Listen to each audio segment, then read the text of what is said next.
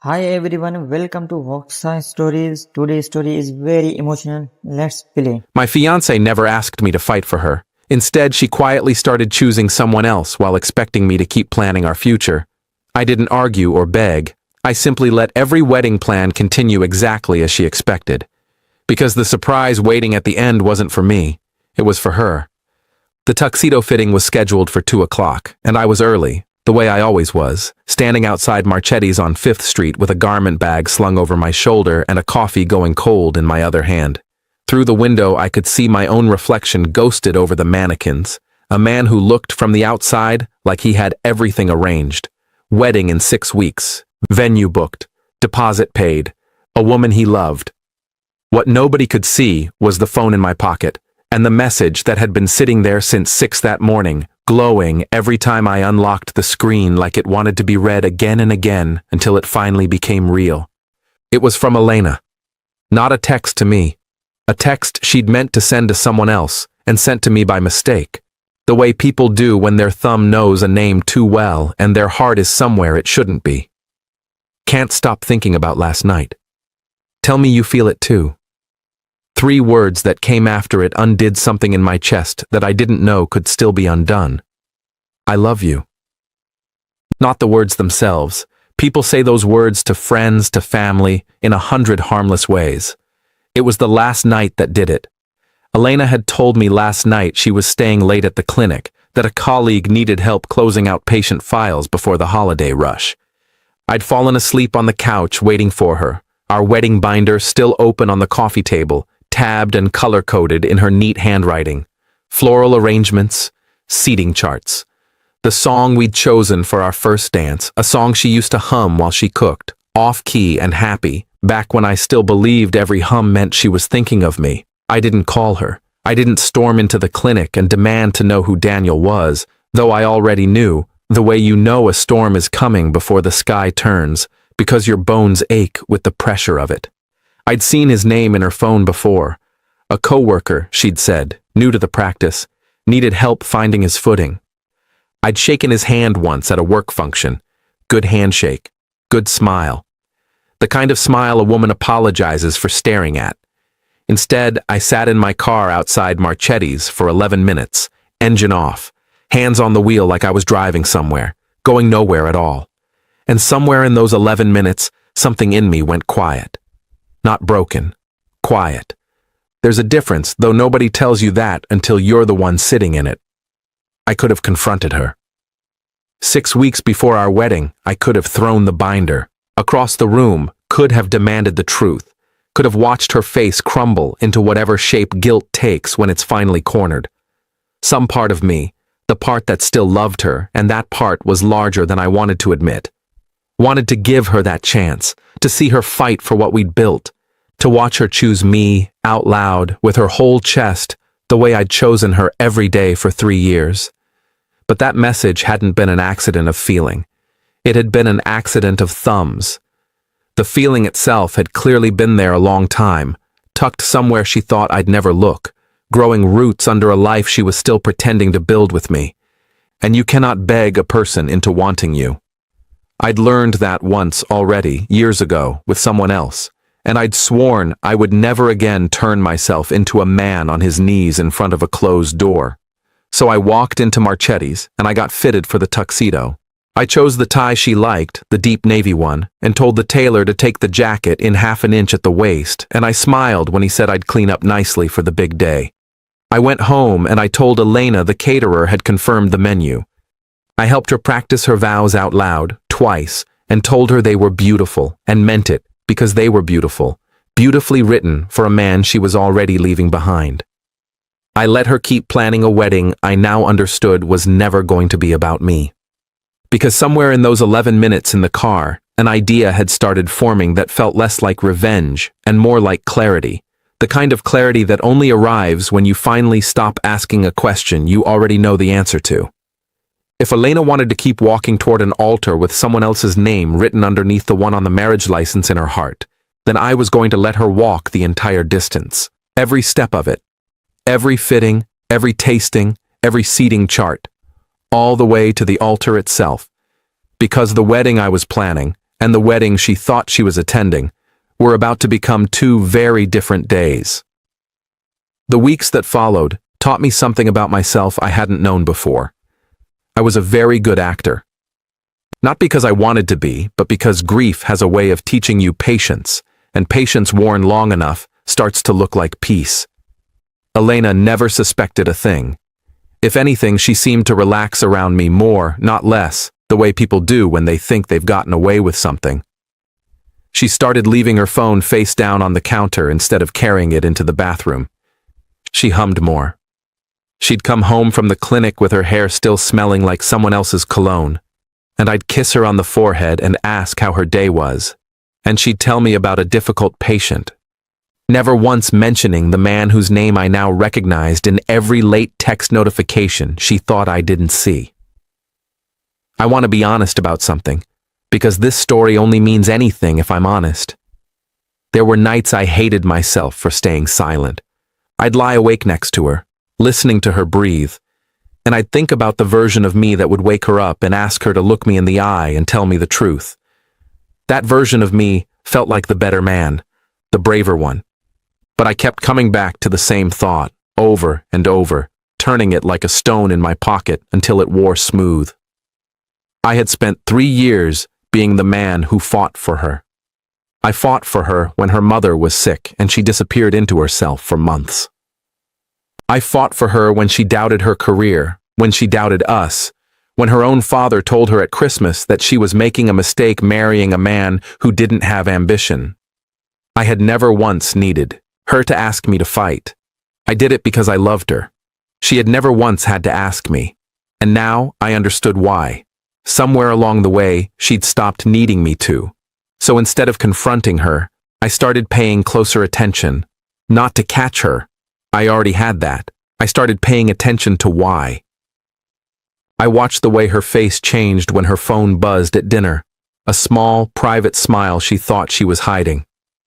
I noticed how she talked about Daniel when his name came up around friends, always too casual, always half a beat too fast, like she'd rehearsed the indifference. I noticed the new perfume, the new lace underneath her work blouses that she hadn't worn for me in over a year, and I started planning. Not petty things. I want to be clear about that, because I know how this could sound. I didn't sabotage the caterer or leak our guest list or do anything a bitter man might do in the movies. What I did was simpler, and in some ways crueler, though I didn't see it as cruelty at the time. I let her have every single thing she asked for, the venue she wanted, the vineyard 40 minutes outside the city, string lights over the reception, the kind of golden hour photographs that end up in magazines. The dress she wanted, which I wasn't allowed to see, but which she described to me one night with real joy in her voice. Joy that gutted me because I understood, finally, that it wasn't joy about marrying me. It was joy about the day itself, the spectacle, the version of her life she'd narrated to herself since she was a girl, complete with a groom-shaped blank she hadn't quite filled in with my face anymore. I paid for things without complaint. I showed up to every appointment. I let her mother hug me and cry happy tears at the final dress-fitting reveal.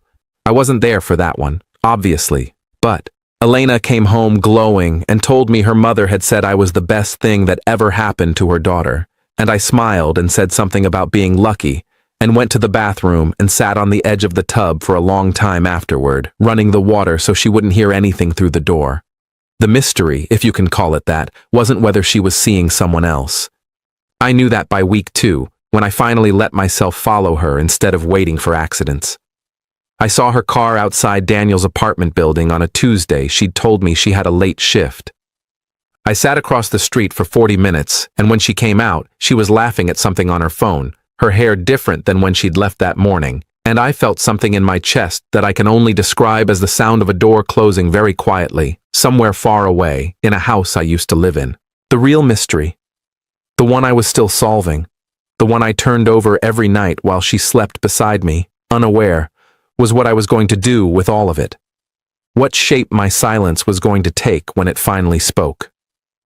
Because I hadn't decided yet whether I wanted to destroy the day or simply return it to her, complete, and let her stand there in the middle of it and understand, in front of everyone she'd invited to watch her lie, exactly what she'd built and exactly what she'd thrown away to get it. I only knew one thing for certain, the thing that kept me buying wedding favors and tasting cake flavors and nodding along to seating chart negotiations about which cousins couldn't sit near which aunts. Whatever was waiting at the end of that aisle, it was not going to be the surprise Elena was expecting. It was going to be mine to give. The twist didn't come from me. That's the part I still think about, even now.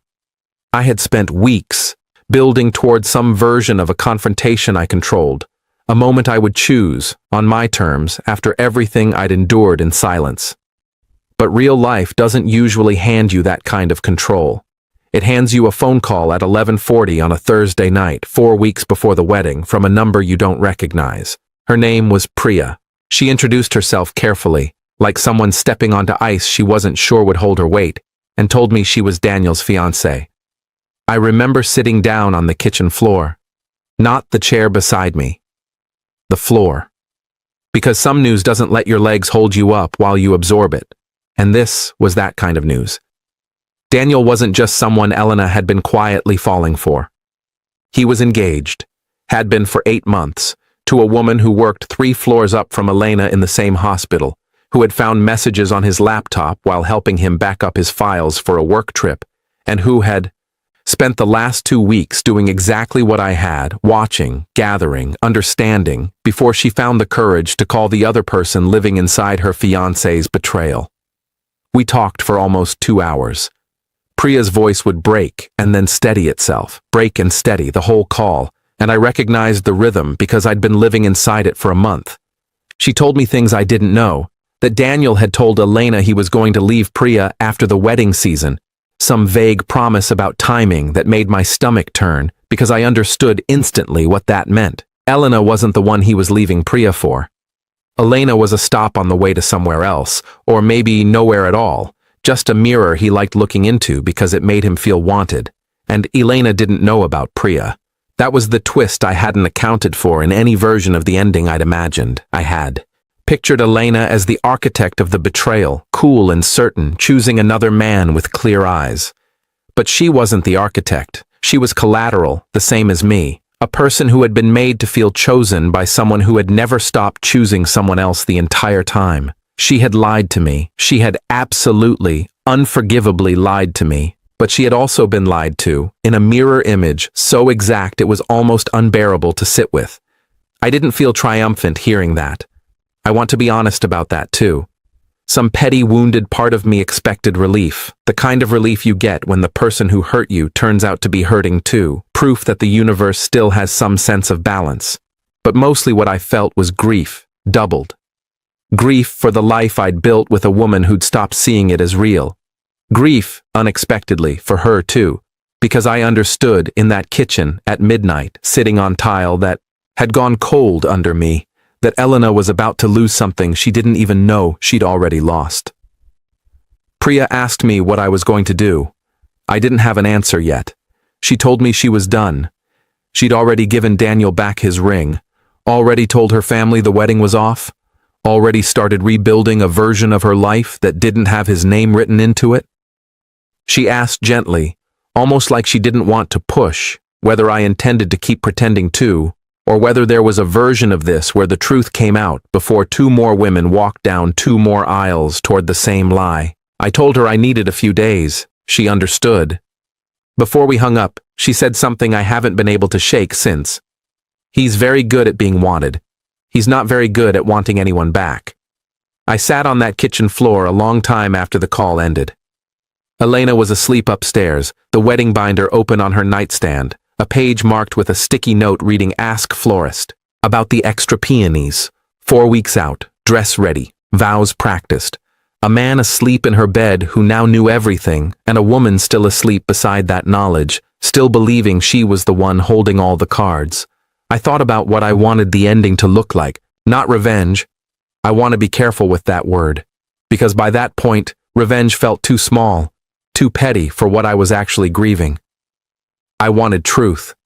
I wanted Elena to stand somewhere and finally see the whole shape of what she'd done and what had been done to her, at the same time, so clearly that she could never again tell herself a softer version of this story.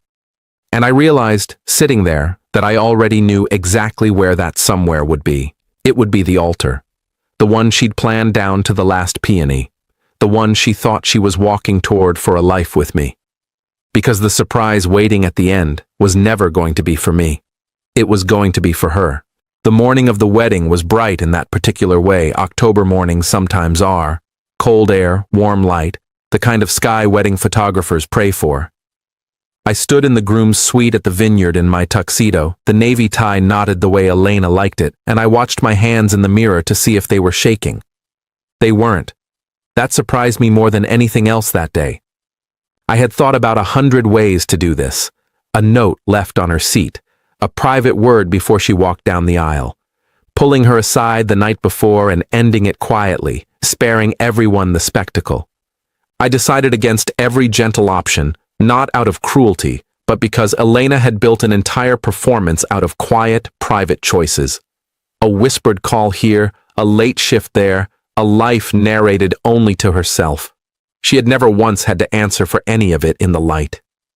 I decided the truth deserved the same stage the lie had been living on. I called Priya 3 days before the wedding and asked if she'd come. Not to hurt Elena further than the truth already would. I asked because I thought Elena deserved to hear it from the one person who understood exactly what it felt like to be the woman standing at the end of Daniel's carelessness. Priya said yes without hesitating. The ceremony began the way ceremonies do, string quartet, 200 faces turned toward the aisle, Elena's mother already dabbing her eyes in the front row.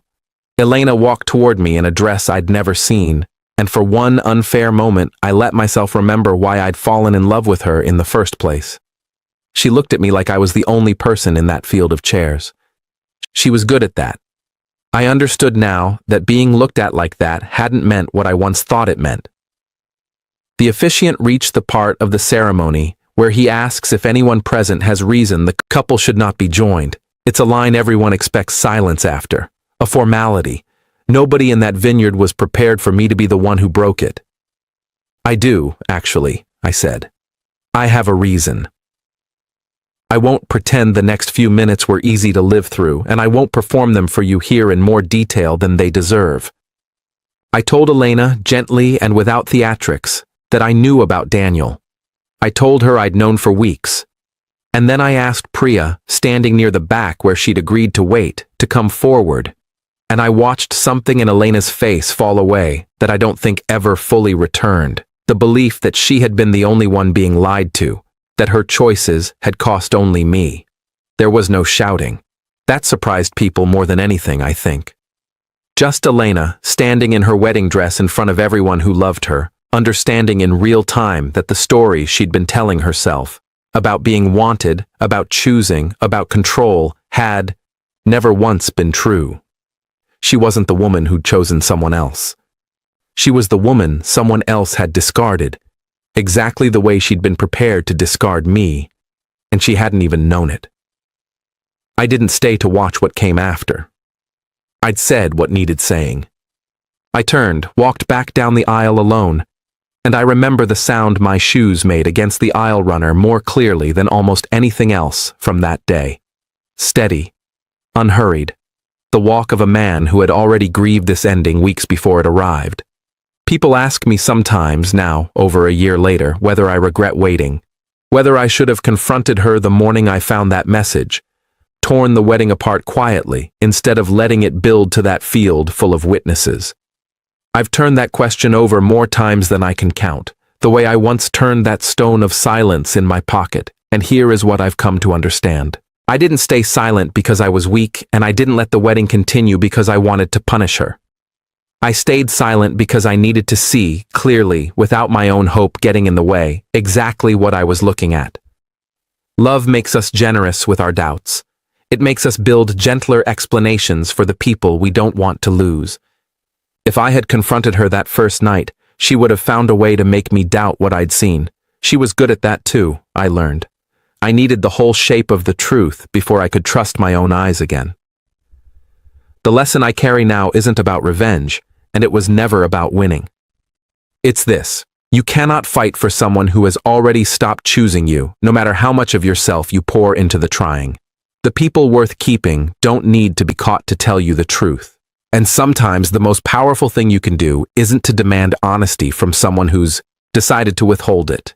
It's to stop begging, watch clearly, and let the truth arrive on its own, in its own time, exactly the way it's meant to. I still think about that field sometimes. The string lights they never got to turn on, the cake we never cut. But I don't think about it with anger anymore. I think about it as the last day I spent fighting for the wrong thing, and the first day I started quietly to fight for myself. Thanks for watching. What do you think about this story? Tell me in comment your opinion. Goodbye.